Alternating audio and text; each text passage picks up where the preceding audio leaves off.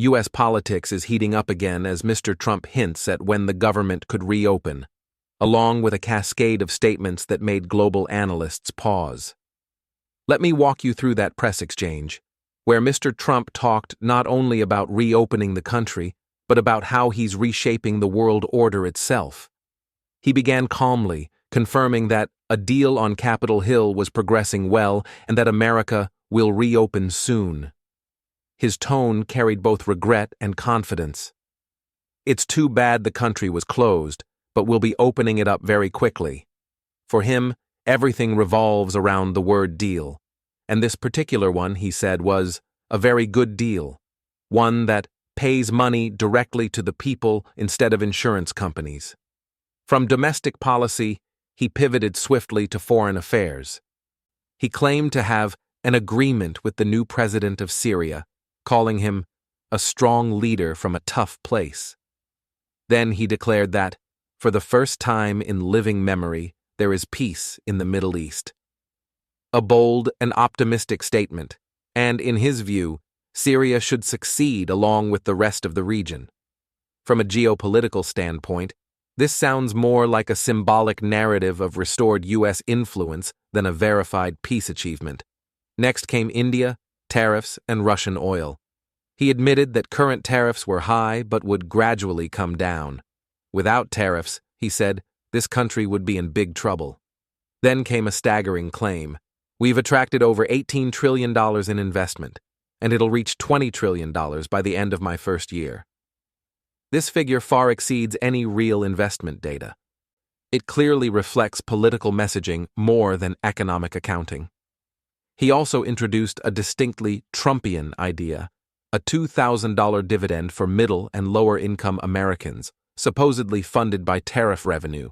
Alongside it, he predicted inflation down to 1.5% and gas at $2 a gallon.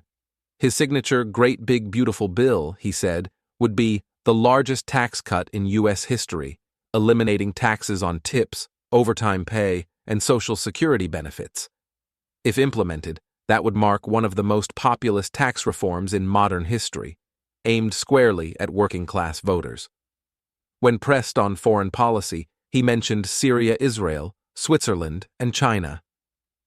With Switzerland, he praised a small but strong country, saying the U.S. might reduce tariffs to around 15%.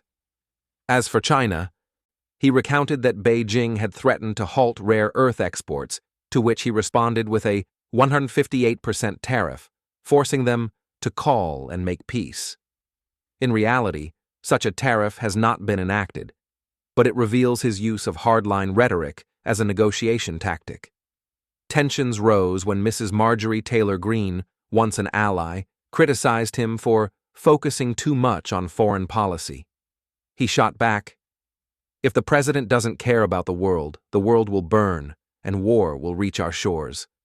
He cited 8 wars prevented and claimed credit for pushing NATO spending from 2% to 5%. NATO's real target remains 2%. His statement is more political branding than fact. Still, it reinforces his image as the man who rebuilt deterrence. Then came a surprising domestic turn, a new air traffic control system. Mr.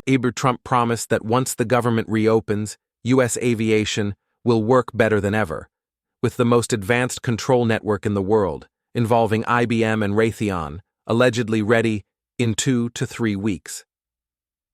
In practice, the project is still in the bidding stage, but the emphasis on tech infrastructure aligns with his reindustrialize America narrative.